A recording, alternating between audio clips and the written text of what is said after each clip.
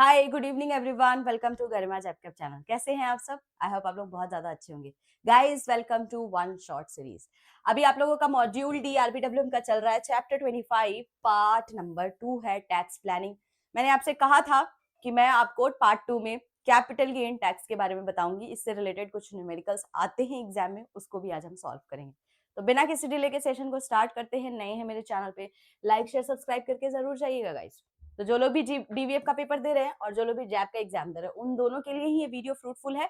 Playlist already बना हुआ है, आप लोग प्लेलिस्ट को जाकर के देख सकते हैं। ठीक है, कोई डाउट होता है डू लेट मी नो। तो यहाँ पर हम बात करेंगे कैपिटल गेन टैक्स के बारे में। सवाल ये आता है कि कैपिटल गेन होता क्या है। उससे पहले दिमाग में आता है कि कैपिटल क्या होता है। तो कैपिटल का क्या मतलब है गाइस? कैपिटल का मतलब होता है जो भी आपके लैंड है, एसेट्स है, मशीनरी है, these all are the capital for you. और जब आप इस कैपिटल को बेचते हो, सेल करते हो मार्केट में, तो उस पे जो भी आपको प्रॉफिट अर्न होता है, this is called capital gain. समझ में आ रहा है? अब जैसे मान लो आपकी लैंड है, अब आप इस लैंड को सेल कर रहे हो। ठीक है, तो जब आपने इस लैंड को खरीदा था, मान लो 50 लाख रुपए में खरीदा था। अब जब आप इसको सेल कर रहे हो ना 1 से 2 साल के बाद, तो आपने इसको 70 लाख में सेल किया।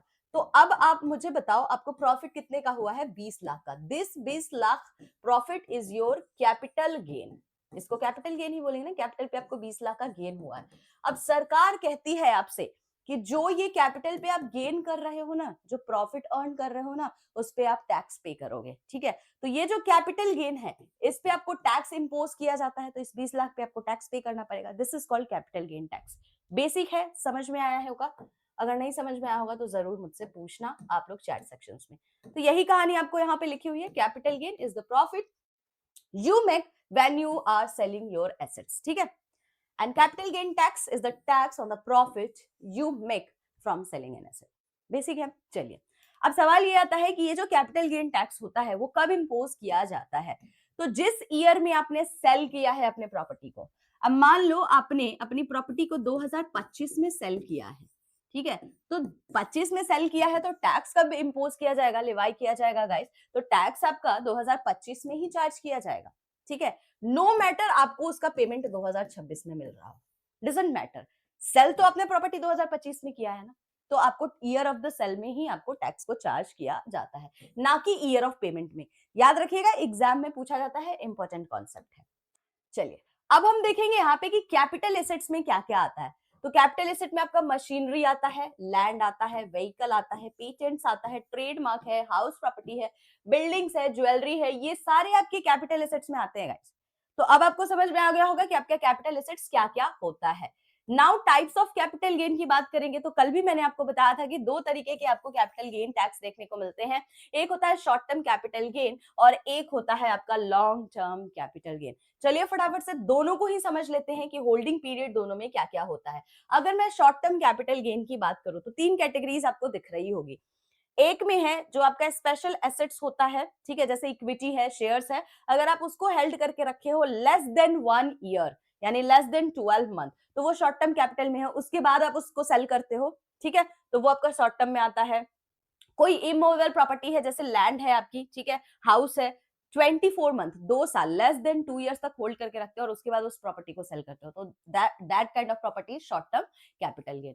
एक आपका प्रॉपर्टी ऐसा होता है जैसे कि गोल्ड है, ज्वेलरी है, लेस देन 36 मंथ अगर आप उसको हेल्ड करके रखे हो, तो उसको भी हम शॉर्ट टर्म कैपिटल गेन कहते हैं। ठीक है, तो आपको तीनों ही टर्म्स याद रखने हैं कि कब कब कौन कौन से आपके मंथ्स आते हैं होल्डिंग पीरियड के in short term capital gain. Just इसका अपोजिट इधर हो जाएगा। ठीक है, 12 महीने से ज्यादा के लिए अगर आपने म्यूचुअल फंड इक्विटी को हेल्ड करके रखा है तो लॉन्ग टर्म में आएगा। 24 महीने से ज्यादा है आपका इमूवेबल प्रॉपर्टी, तो वो आपका लॉन्ग टर्म में आएगा। और 36 मंथ से ज्यादा अगर गोल्ड ज्वेलरीज वगैरह को होल्ड करके रखे हो, this is in long term capital gain. तो याद रखना है दोनों को, डाउट होगा तो पूछिएगा। आइए अब कुछ बात करेंगे ना, यहाँ पे कुछ टर्म्स लिखे हुए हैं। इस टर्म्स को मैं समझाऊंगी क्योंकि ये टर्म से ही आपका फॉर्मूला समझ में आपको आएगा, क्योंकि मैं अभी 3 तरीके के फॉर्मूला बताऊंगी जिससे आपके एग्जाम्स में न्यूमेरिकल आते हैं। तो कैपिटल गेन टैक्स में यहां पर हम बात कर लेते हैं शॉर्ट टर्म कैपिटल गेन की। फॉर्मूला क्या होता है? जो भी आपका फुल वैल्यू कंसीडरेशन होता है, उसमें से जब आप अपने एक्सपेंसेस को माइनस करते हो, minus cost of acquisition and minus cost of improvement, तो जाकर के आपका शॉर्ट टर्म कैपिटल गेन बनता है। देखो, full value consideration is the selling price, ठीक है, जिस प्राइस पे आप अपनी प्रॉपर्टी को बेचते हो। एक्सपेंसेस, तो मान लो जब आप प्रॉपर्टी को बेच रहे थे, ठीक है, तो उसके इसमें ब्रोकरेज चार्जेस होंगे, लीगल डॉक्यूमेंट्स के पेपर्स के चार्जेस, पैसे वैसे लगे होंगे, तो वो एक्सपेंसेस होते हैं। Cost of acquisition is the cost price and cost of improvement, मान लो आपने प्रॉपर्टी को सेल करने से पहले थोड़ा बहुत इंप्रूवमेंट किया होगा उसमें, तो उसको आप कॉस्ट ऑफ इंप्रूवमेंट बोलते हो। तो जब सबको माइनस कर देते हैं तो मेरा शॉर्ट टर्म कैपिटल गेन निकल के आता है।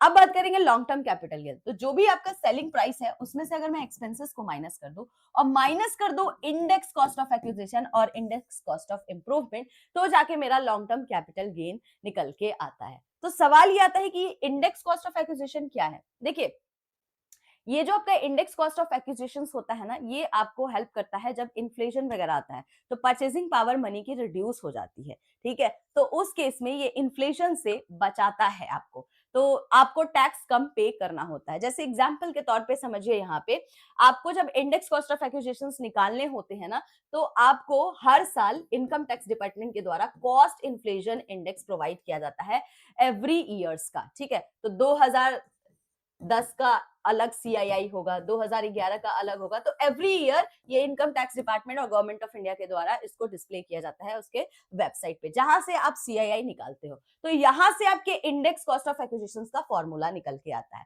जिसमें आप देखो क्या होता है, जो भी आपका कॉस्ट प्राइस है, जिस प्राइस पे आपने अपनी प्रॉपर्टी को खरीदी है, उसको मल्टीप्लाई करना होता है जो सीआईआई है of the year in which the asset is transfer. तो जिस ईयर में आप एसेट को ट्रांसफर कर रहे हो यानी कि सेल कर रहे हो, तो मान लो आप 2025 में अपने एसेट को सेल कर रहे हो, तो इसका सीआईआई आपको आईटी के वेबसाइट पे, इनकम टैक्स के वेबसाइट पे दिख जाएगा, ठीक है। उसको डिवाइड करना है cost of the year in which the asset was first held.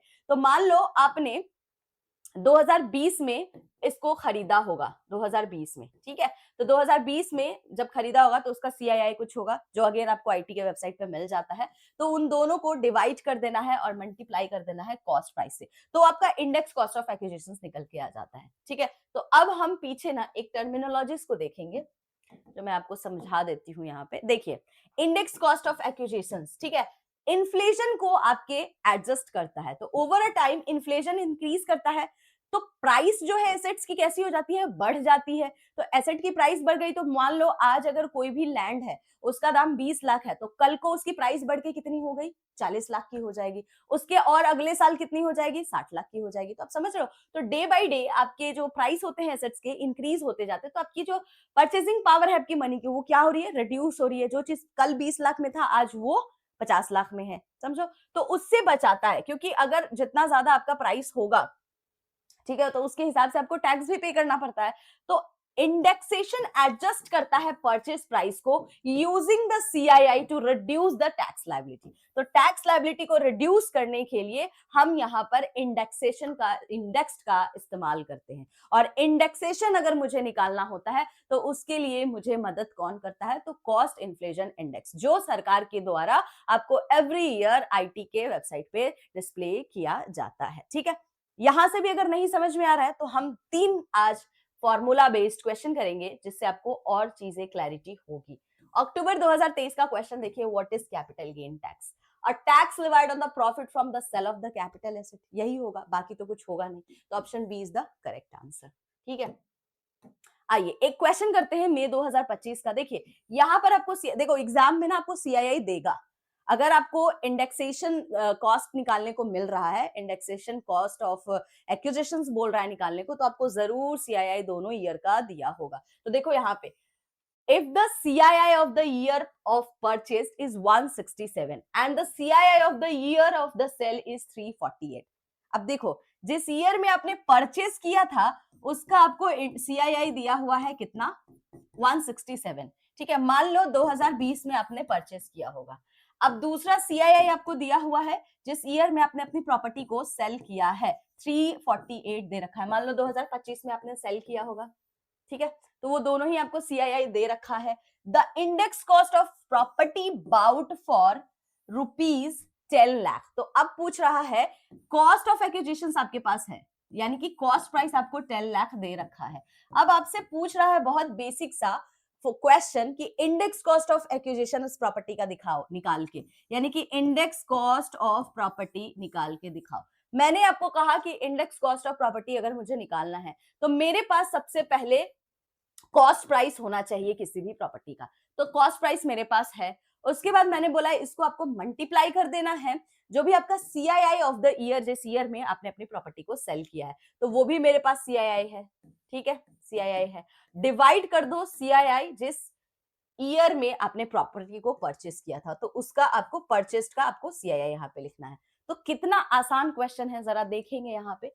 अगर मुझे ये निकालना है इंडेक्स कॉस्ट ऑफ प्रॉपर्टी क्या हो जाएगा, कॉस्ट प्राइस मेरा 10 लाख का है, मल्टीप्लाई कर दूंगी मैं इसको 348 से और डिवाइड कर दूंगी 167 से। अब जब इसको आप नॉर्मल कैलकुलेटर की मदद से कैलकुलेट करोगे तो आपका आंसर नहीं निकल के आ जाएगा, इंडेक्स कॉस्ट ऑफ प्रॉपर्टी आपको पता नहीं चल जाएगा। तो कितना बेसिक क्वेश्चन है, अब समझ में आया कैसे निकालते हैं इंडेक्स कॉस्ट ऑफ प्रॉपर्टी या इंडेक्स कॉस्ट ऑफ एक्विजिशन। तो ऑप्शन बी क्या हो जाएगा गाइस, करेक्ट आंसर हो जाएगा, ये निकल के आएगा।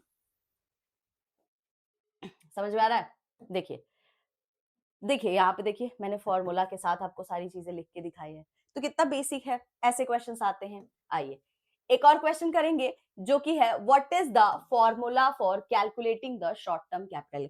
फॉर्मूला क्या है गाइस, तो मैंने आपको बोला था कि फुल वैल्यू कंसीडरेशन, तो सेलिंग प्राइस को अगर मैं एक्सपेंसेस से माइनस कर दूं, माइनस इसमें मैं कर दूं कॉस्ट प्राइस को और माइनस कर दूं जो भी मेरा कॉस्ट ऑफ इंप्रूवमेंट है। तो कॉस्ट प्राइस का क्या मतलब होता है, कॉस्ट ऑफ एक्विजिशन। मुझे बताओ ये कहां पे लिखा हुआ है, तो ये ऑप्शन बी में लिखा है, full value consideration minus expenses minus cost of acquisition minus cost of improvement अगर कोई है तो। ठीक है, option B is the correct answer. आइए एक और क्वेश्चन करते हैं। Ram purchase the shop for ₹6 lakhs in April 2022। तो 2022 में उन्होंने एक शॉप को खरीदा। He sold it in July 2023 for ₹9,50,000। ये शॉर्ट टर्म कैपिटल गेन है, यहीं से आपको पता चल जाना चाहिए था। ही paid ₹30,000 as a brokerage and 20,000 as a legal charges for the sale।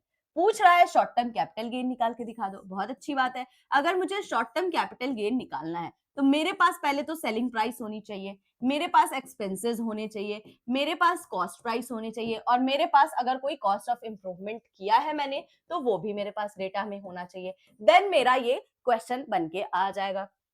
तो सेलिंग प्राइस यानी कि सेल किया था वो अमाउंट है 9,50,000। ठीक है भैया, लिख देंगे हम। एक्सपेंसेस की बात कर रहा है तो एक्सपेंसेस है बिल्कुल, ब्रोकरेज चार्ज और लीगल चार्जेस उन्होंने दिए हैं, तो 30 + 20,000 कितना हो जाएगा, 50,000 हो जाएगा। Minus cost price, cost price मेरा कितना है गाइस, 6 लाख का मेरा कॉस्ट प्राइस है, ये डालेंगे। कॉस्ट ऑफ इंप्रूवमेंट नहीं दिया हुआ है, दिया होता तो उसको भी माइनस कर देते। तो अब आप इसको सॉल्व कर लोगे, इसको अब हम कैलकुलेट करेंगे। कैसे कैलकुलेट करेंगे, ये 950 है, ये 50 हो गया तो 9 आ जाएगा। 9 में से 6 को माइनस कर दो, कितना आ जाएगा, 3 आ जाएगा, बस खत्म। तो 3 lakh is the correct answer.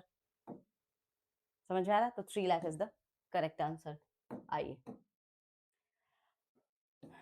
Solutions दिया हुआ है, एक बार गो थ्रू करेंगे। एक और क्वेश्चन करेंगे लॉन्ग टर्म कैपिटल गेन से। Shyam sold his property for ₹50 lakh. He had purchase it 10 years ago। अब तो ये बता ही दिया कि 10 साल पहले खरीदा था, तो लॉन्ग टर्म कैपिटल गेन है।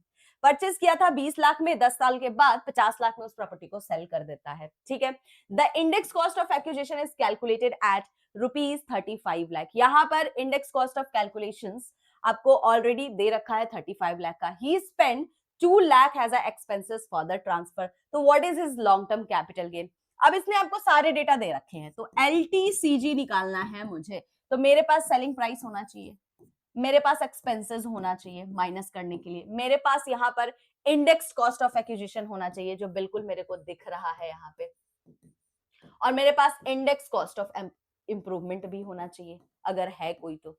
ठीक, तो अब हम इसको सॉल्व करेंगे। तो सेलिंग प्राइस मेरे पास कितना है, 50 लाख का है। एक्सपेंसेस, एक्सपेंसेस कितना लिखा हुआ है, 2 लाख उसने एक्सपेंसेस किए हैं, खर्च किए हैं, तो चलो 2 lakh. Index cost of acquisition कितना दिया हुआ है, 35 लाख।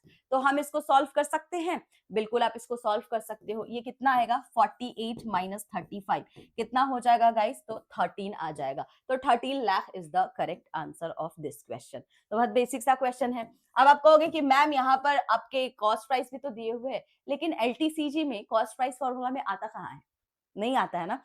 अब ये फॉर्मूला अगर लिखा है तो देखो एक दूसरा सिनेरियो कैसा बनता है। यहाँ पे हो सकता था आपको इंडेक्स कॉस्ट ऑफ एक्विजिशन ना दिया हो, ये भी हो सकता था।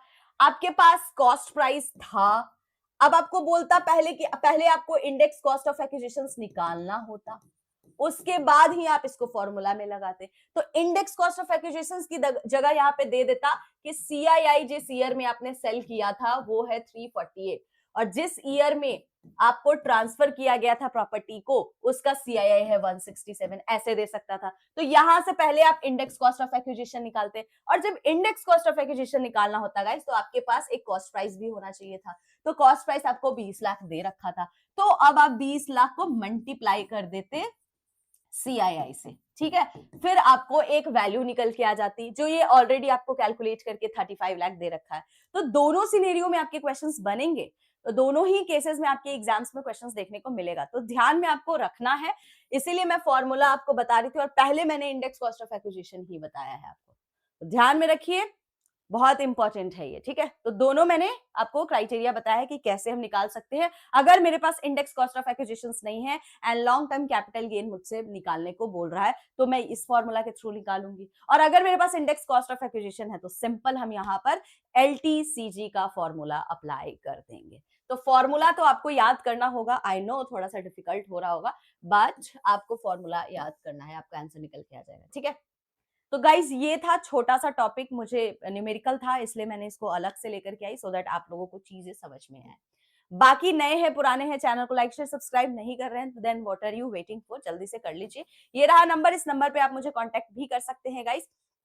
पेड बैचेस चल रही है, 50 to 60% सिलेबस कवर हो चुका है वहां पे। अगर आपको लेना है क्लासेस तो ले सकते हैं, काफी सारे बैंकर्स अभी भी क्लासेस कर रहे हैं, काफी सारे इनरोलमेंट भी कर रहे हैं। तो now it's your term, enrol करना है, स्ट्रक्चर्ड वे में चीजों को पढ़ना है तो डेफिनेटली आप इस बैच को बाय कर सकते हो। हर PDF में लिंक है, अगर चाहो तो आप यहाँ से भी इनरोल कर सकते हो।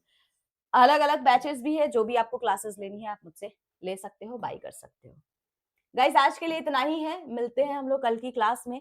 तब तक आप लोगों को करना क्या है, गरिमा जैप के यूट्यूब चैनल को सब्सक्राइब करना है, टेलीग्राम से जुड़ जाना है for the PDF, Facebook, Instagram या व्हाट्सएप कहीं से भी कांटेक्ट करो, 24/7 आप अपने डाउट को क्लियर कर सकते हो, ठीक है। तो एनी सब्जेक्ट कोई भी डाउट है do let me know. Feedback देना गाइस ना भूले, feedback is very important for me.